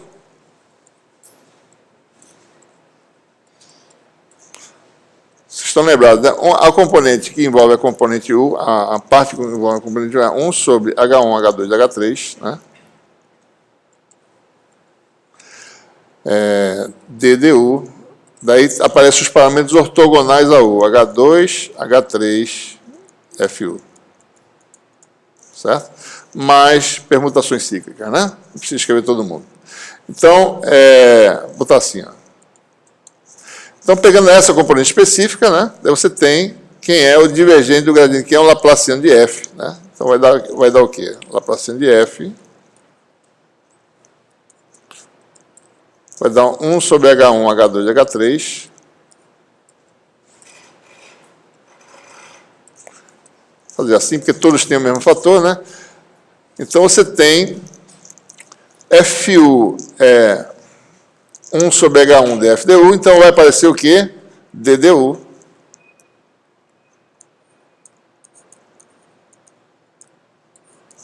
De H2, H3 sobre H1, dFdu. Mais permutações cíclicas, né? Certo? Mais os dois outros termos. Então, isso aqui é um tipo de derivada segunda, né? Em cartesiano, isso aqui dá 1 da derivada segunda em relação a x. Né? Em cartesiano, o operador, esse aqui chama de Laplaciano, né?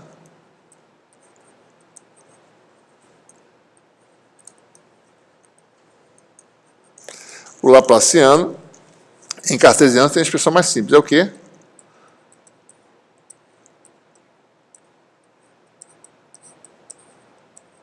Não, desculpe, d2 dx2, né?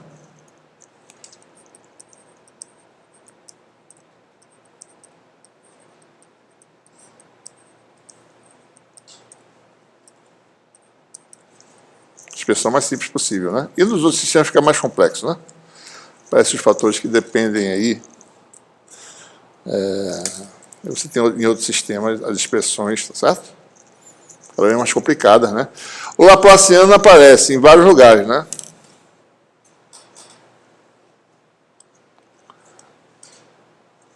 Onde é que ele aparece? Que a gente vai ver? Equação de Poisson.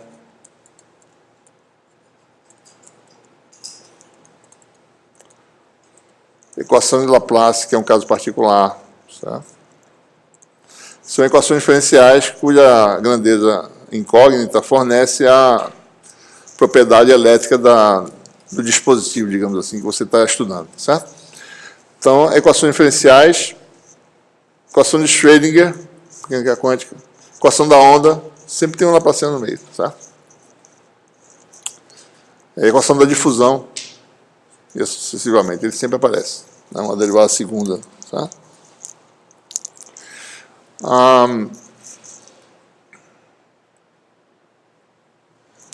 Bom, tem alguns campos que têm certas propriedades, né, importantes. Tem campos que são ditos irrotacionais, são aqueles que não têm aquela propriedade de rodar.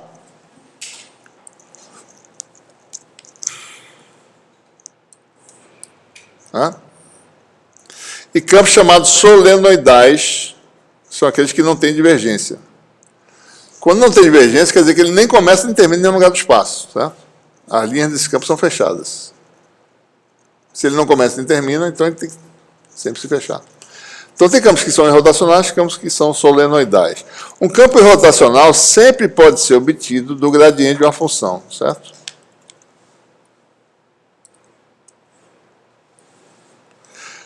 Então, se você calcular o rotacional desse campo, vai dar zero. O campo irrotacional é aquele que, por definição, tem rotacional zero. Então, quer dizer que o rotacional de um vetor que é dado por isso aqui dá zero, certo? Então, se você conseguir mostrar que o campo é obtido do gradiente de uma função, você pode já saber que esse campo é irrotacional. Então, essa é uma primeira identidade. O rotacional do gradiente de uma função dá zero, qualquer que seja a função. Tá? A gente vai explorar isso várias vezes. Tá? Só estou adiantando aqui. Você pode imaginar, bom, isso aqui é o produto vetorial de Nabla com ele mesmo, né, mais ou menos, dá zero, né? Está na mesma direção. Mas Nabla não tem direção. Né? Os componentes são operadores, não é um vetor especificado. Certo?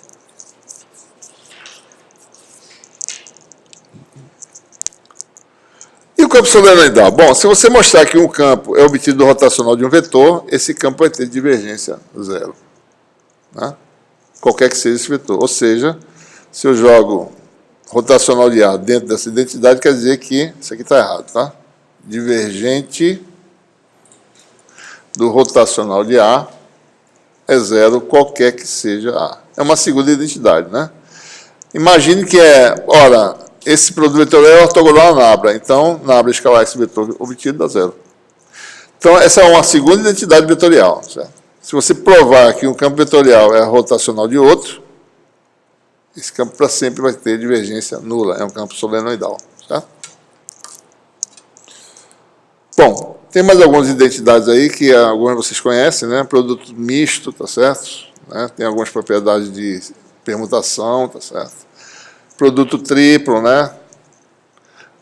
Ó, aqui uma identidade gradiente de produto escalar, dá essa coisa todinha aqui, tá certo? Né? Para mostrar cada vez mais complicado, né? Isso aqui é uma coisa que a gente vai usar lá em Eletromag 2, basicamente. O teorema de Point usa essa identidade para a gente poder ver direitinho como é que é a balança de energia. Né? Essa aqui é uma outra que a gente vai usar também, ó, rotacional do rotacional de um vetor, quando a gente estiver estudando algumas propriedades do campo magnético. Certo? E equação da onda também. Tá? Bom. Vamos agora para a parte final da aula.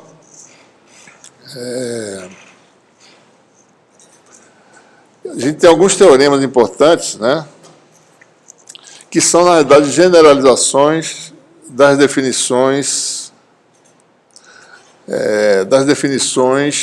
do divergente e do rotacional. Né? Divergente, assim, no volume diferencial, eu tenho aquela propriedade local, né? Certo? Então, se eu generalizar isso para um volume macroscópico, eu vou ter um teorema, que é o teorema de Gauss, uma relação macroscópica. Né? Também no caso do rotacional, é válido para uma região diferencial. Se eu generalizar, o que eu obtenho? Eu tenho uma relação integral, que é o teorema de Stokes. Certo? Então, vou falar sobre esses dois, que são nada mais são do que generalizações das definições de divergente e rotacional. Né? Bom, comecemos aqui com a definição de divergente. Né? O divergente de um vetor me permite, né, calcular o fluxo que sai de um volume diferencial ΔV. Né? Então, se eu calculo esse fluxo, né, que sai desse volume diferencial, que é calculado dessa forma. Então, se eu calculo a razão desse fluxo por unidade de volume, no limite eu tenho o divergente no centro desse volume, certo? Ora, no limite, esse fluxo é uma diferencialzinha dφ, né? E no limite do ΔV é um diferencialzinho dV. Então, na realidade, o divergente de F é um dφ dV, e eu posso, então, usar essa relação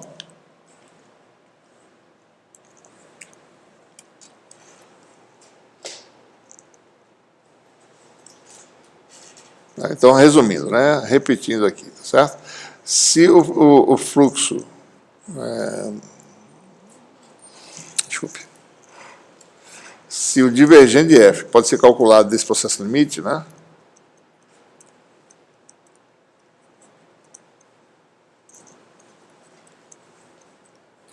Quando V vai para zero, isso aqui, na realidade, é como se fosse uma derivada, né? Isso aqui, no limite, vai dar dψ dV. Ou seja, quer dizer o seguinte, se eu sei o divergente num ponto, eu calculo o fluxo que sai daquele ponto. Fazendo o quê? O dψ é igual a dV divergente de F. E com isso eu posso agora sair, pegando o volume macroscópico, segmentá-lo em volumes diferenciais, somar essas contribuições e calcular agora o resultado num volume macroscópico. Né? Certo? Que é essa situação que a gente vai mostrar aqui. Certo? Suponho que você tenha agora o volume macroscópico. Vamos pegar esse volume macroscópico, dividir em N volumes diferenciais. Cada volumezinho tem aproximadamente o volume total. Eles não são iguais, né? Só para dar uma ideia. Aproximadamente o tamanho é V sobre N. Né? Então, vamos somar todos os fluxos que saem de cada volume diferencial e ver o que acontece. Então, o limite de quando esse volume vai para zero, esse volume diferencial, ou seja, a soma dos fluxos, ΔPsi, esse aqui é o iésimo volume, certo? ΔPsi é o que sai desse volume. Né? De acordo com nossa definição aqui, né? ΔPsi é o volume central ΔVi, que a gente está chamando, delta no caso, né? Deixa eu apagar aqui.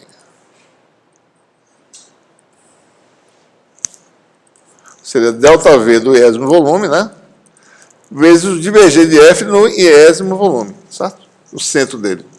Então, vamos também somando. Vou somar nos N volumes. O que acontece? Bom, de um lado, ou seja, essa soma aqui, isso aqui é uma integral de volume, tá certo? Vocês concordam, né? No limite que o volume vai para zero, isso aqui vira a integral de volume de F, tá certo? Então, se eu somar, soma nos N volumes igual a 1 até N, chama de delta, não foi? Chama de delta, eu botei D aqui, mas é delta. Delta psi, do lado direito da integral de volume, né? No limite de ΔV tende a zero, né? É o limite de quando ΔV tende a zero, tá certo? Esse limite dessas coisas vai dar isso aqui. No limite vai dar a integral de volume de dV divergente de F. Então, eu integro o volume divergente de F, calculo a integral de volume. E do lado esquerdo dá o quê? Então, vamos somar para ver o que acontece. Deixa eu apagar esse negócio aqui. Certo? Então, o que acontece, né? Vai pegando, é porque está meio grande, né? Mas, por exemplo, pega, não dá para mostrar mais, né? Esse volume já está terminando na parede aqui. Mas, por exemplo, você tem essa parede aqui, tem essa parede aqui, né? Tem esta parede, tem essa de baixo, tá certo? São fluxos, né, que a gente calcula, né? Para essa célula aqui, tem esses vários fluxos. Tem a parede de trás, eu não vou desenhar para não sobrecarregar. A vizinha dá uma contribuição para cá, certo? Então, esse volume dá uma contribuição para lá e este aqui dá uma contribuição no sentido oposto, dá um cancelamento nessa parede de contatos, certo? Então, se você for somando, você vai cancelando todas as paredes de contato e só sobra as superfícies dos volumes que terminam o volume, né? Então, você vai ter agora só, quando você somar todos os fluxos, você precisa cancelar por dentro e sobra só a integral de superfície no exterior, na borda, ou seja, na superfície envoltória do volume. Então, a soma dos fluxos é o fluxo apenas na parede externa. Porque nas paredes de contato, cancela. Certo? Resultado, que essa soma dá esse fluxo, né? Certo? Então, essa é a generalização do divergente, que é o teorema de Gauss. O fluxo para o exterior de uma superfície sigma, limitada por um volume V, né?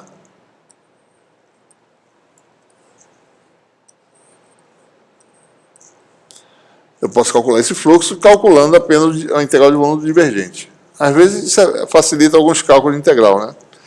Calcular o fluxo é mais fácil calcular o divergente integrando o volume. Tá?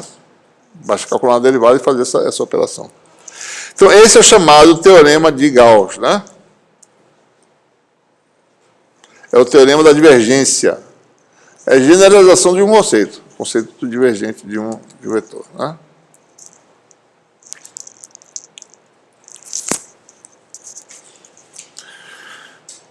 Teorema de Stokes. Mesma coisa, generalização do conceito do rotacional. Vamos usar a definição original de circulação, né? Quer calcular rotacional na direção de n, calcula a circulação no caminho C ortogonal a n, no sentido correto, né? Que dá a regra da mão direita. Então, essa integral de linha é chamada de ΔL, tá certo? Né? Esse L aqui é integral de linha. Certo? Circulação de F. Então, o que acontece? A componente nesse sentido do rotacional é o limite de quando a área tende a zero, da razão, né? Integral de linha, por unidade de área. Nesse limite, isso aqui dá dl de sigma. Então, quer dizer que eu posso calcular a circulação fazendo essa operação aqui. Isso aqui é o n de sigma, é o vetor área diferencial. Então, aqui está a expressão que me permite calcular, por exemplo, circulação. Cálculo rotacional, isso aqui está errado. Isso aqui não é F, não. Tá? Isso aqui é rotacional de F. Isso aqui também, tá certo? Rotacional de F. Então, ou seja, a fórmula seria a integral de linha diferencial é d sigma, produto escalar, com rotacional de F no centro dessa área, né, aproximadamente. Tá? Então, essa é a forma de calcular a integral de linha. Né? Calcula a circulação em torno, pega o rotacional, multiplica por d sigma e calcula. Tá? Então, vamos agora generalizar. Né? Aqui está agora uma área, que ela não precisa ser plana, pode ser curva, como está aí mostrado, tá certo? E aqui está a borda dessa área, né? Esse caminho C. Observe que o caminho está rodeando a área, né? De forma que ela está do lado esquerdo, certo? Então, a regra da mão direita, né? Então, é isso que ele vai fazer. Vou calcular em cada segmentozinho desse, né? A microcirculação.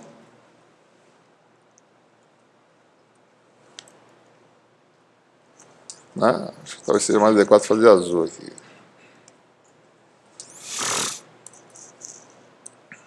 né? Numa integralzinha fechada dessa, né? Vou fazer assim maior para ficar mais fácil. Então, vou somar ou dividir essa área em N elementos, de mesma coisa. Né?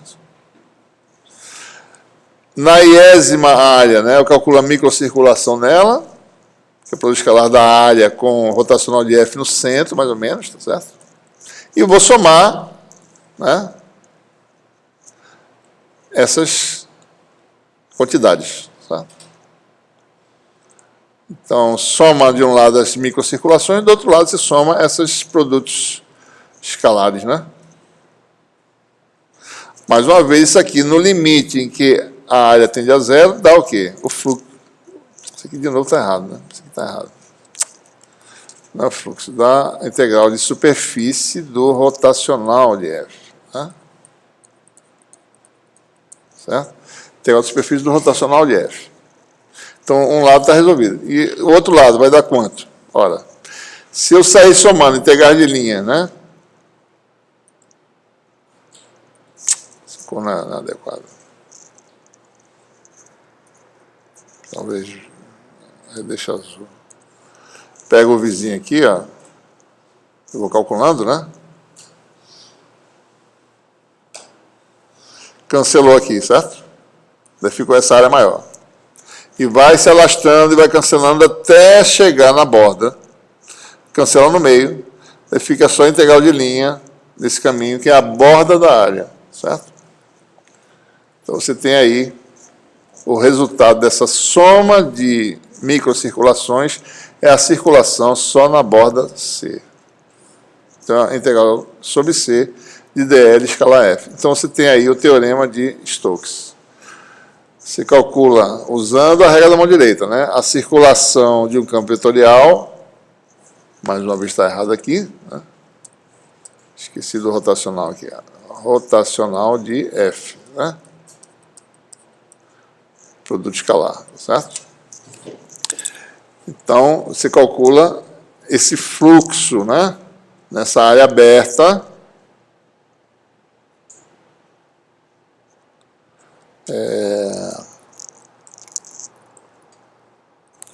tá certo? Teorema de Stokes. Tem uma segunda definição que vem daquela outra definição que a gente falou, né? Essa daqui, que é o dual do divergente, que a gente falou, né? Ela divergente, aí muda para rotacional, né? Se eu fizer a mesma coisa, isso vai me dar um resultado semelhante, né? ΔV vem para cá, tá certo? Parecido com o divergente, só que vai ser integral de volume do rotacional da integral de superfície do produto vetorial de d sigma com F. Essa generalização dessa relação diferencial. Né? Então, pessoal, observe o seguinte, por exemplo, né? Suponha que a minha área, tá certo? Seja como se fosse um balão, né? Certo? Com a boca cada vez menor. Então, a integral de superfície, nessa superfície aqui do rotacional, dá a circulação na borda, né, do balão, tá certo? Se eu for diminuindo cada vez mais, isso vai dar o quê? Esse resultado nessa borda. Se eu fechar a borda, vai dar quanto? Zero, né? Então, se eu tiver isso aqui, integral de d sigma fechada, né? Numa superfície fechada, o fluxo do vetor rotacional de F é zero, certo?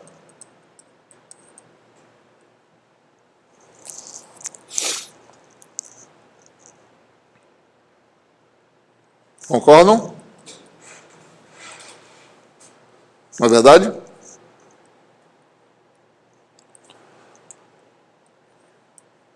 Chama de G isso aqui, certo? Teorema de Gauss diz o quê? O fluxo para fora de uma superfície fechada de um vetor G dá o quê? Integral de volume de divergente de G. Né? Teorema de Gauss, certo? Então, esse vetor específico tem divergência zero. Aliás, tem integral de volume zero. Né? Ou seja, o que nós temos aqui? Integral no volume fechado do divergente do rotacional de F dá zero, certo? Qualquer que seja V. Em particular, se eu fizer V se transformar em ΔV, volume diferencial, o que nós obtemos? ΔV divergente do rotacional de F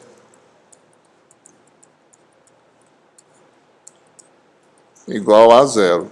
Com ΔV não nulo, tá? Quer dizer o quê? Divergente do rotacional de F igual a zero, qualquer que seja F.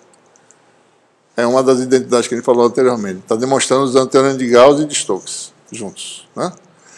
Então, qualquer vetor que é obtido do rotacional de outro tem divergência nula, né? É um campo solenoidal que a gente chama, né? Certo? Ok.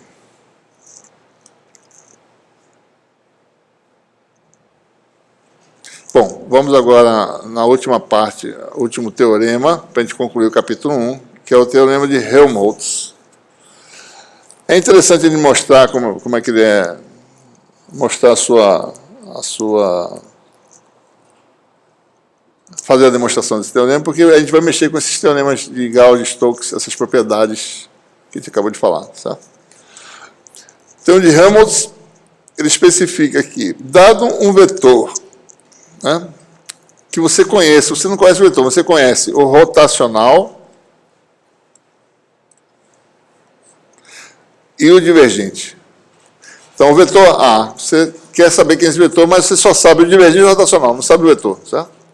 Você sabe as equações diferenciais que governam o vetor, é isso que você sabe. Mas essas equações são representadas pelo rotacional, que é dado por esse resultado que você conhece em todos os pontos do volume, e o divergente você conhece essa função em todos os pontos do volume. Então, conhecidas essas duas coisas, né? Isso aqui, na realidade, são duas equações diferenciais que você mexe com elas, resolve a equação diferencial e acha uma solução geral. Mas essa solução geral tem constantes arbitrárias, certo? Então, para resolver essas constantes arbitrárias, você precisa especificar condições de fronteira. Como é que esse campo é amarrado na fronteira, certo? Por exemplo, campo de velocidade no rio. Na margem, a velocidade é zero. Essa é a propriedade, tá?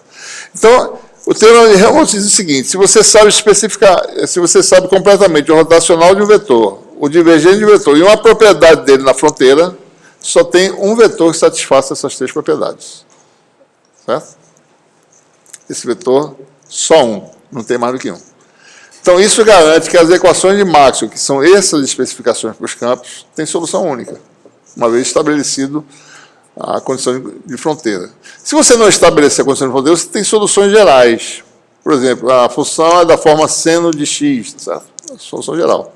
Mas quantas vezes seno de x? Bom, você não sabe. É um fator de escala, certo? Mas, pelo menos, a forma funcional você sabe, né?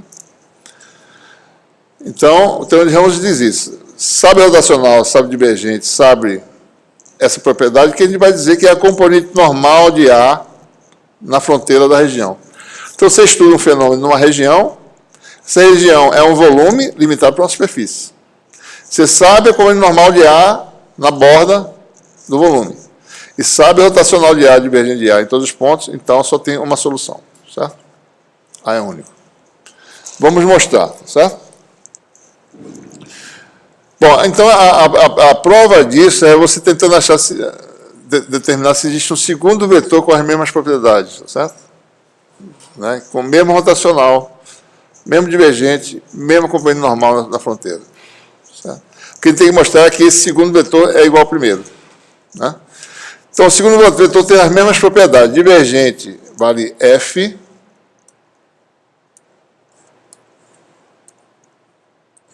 Rotacional vale o F maiúsculo, né? B normal é igual a normal. Então, a gente quer mostrar que o vetor de diferença é nulo em todos os pontos do volume, certo? Então, vamos construir o vetor U e calcular a divergência rotacional dele, tá certo? Vamos ver aqui rapidinho aqui. Divergência de U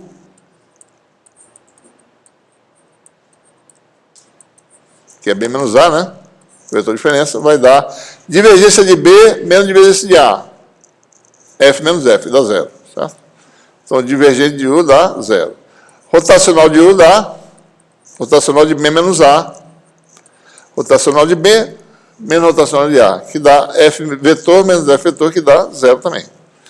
Então, U tem divergência nula, rotacional nulo. U na superfície vale quanto? B na superfície, menos A normal na superfície dá zero.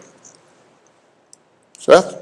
Então, esse vetor tem essa propriedade. Não é possível que ele não seja nulo, né? Ele é derivado de um tipo zero, rotacional zero, U na superfície zero, mas não dá para mostrar assim de cara que ele é zero, né? Certo? Então, a gente tem que mostrar mesmo. Né? Então, vamos construir um vetor aqui, para a gente ver as operações. Né? Constrói o vetor U vezes uma função φ, certo? Só para a gente fazer uma regra da cadeia que a gente já falou antes. Né? A regra da cadeia que nós fizemos, de uma função vezes um vetor, é divergente da função vezes o vetor e eu integro no volume, tá certo? Então, vamos ver aqui. Divergente de uma função vezes um vetor tem uma regra da cadeia, né? Φ divergente de U mais o gradiente de φ. Produto escalar, né? Tá certo?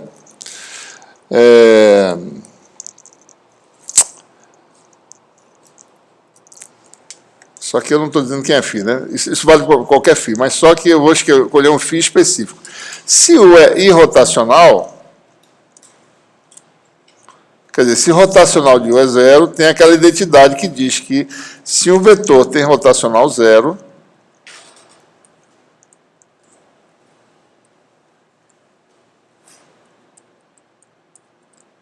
é porque esse vetor é obtido do gradiente de uma função escalar.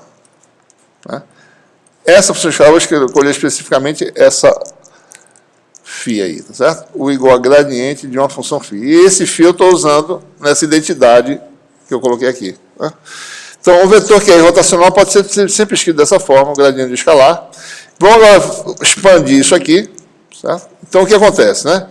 Divergente de φu é φ divergente de U, isso aqui dá zero, que a gente mostrou, né?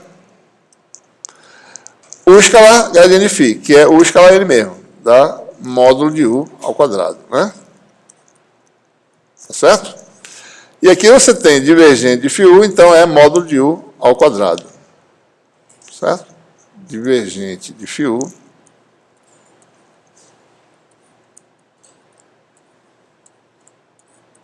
é módulo de U ao quadrado. Né? Integra no volume, certo? dV, né? Integra no volume dV. Teorema de Gauss, certo? Integral do divergente de um vetor dá o quê? O fluxo do vetor para fora do volume, na superfície, né? Φ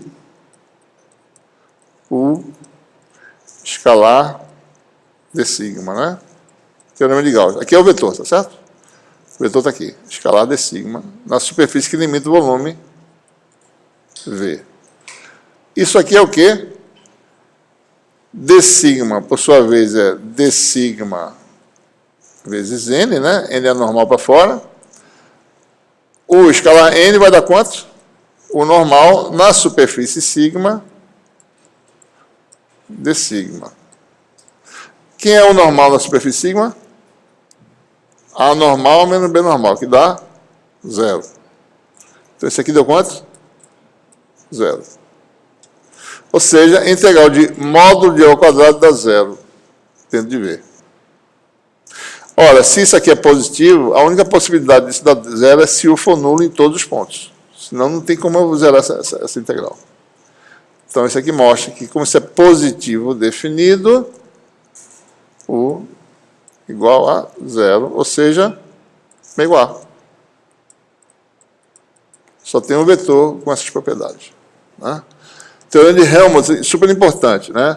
Se você especifica o divergente rotacional de vetor, você já está com 90% do caminho andado, basta agora só fechar com a condição de fronteira.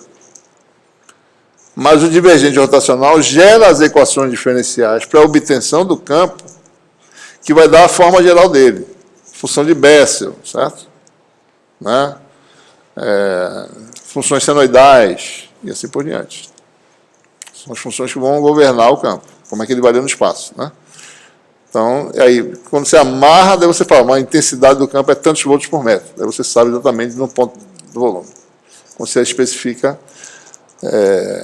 a condição de fronteira. Mas, bom lembrar, como as equações de Maxwell são equações que envolvem essas operações, esse teorema de Helmholtz é muito importante. Né? Assim, essas equações são suficientes para você poder determinar o campo univocamente. Certo? Ok?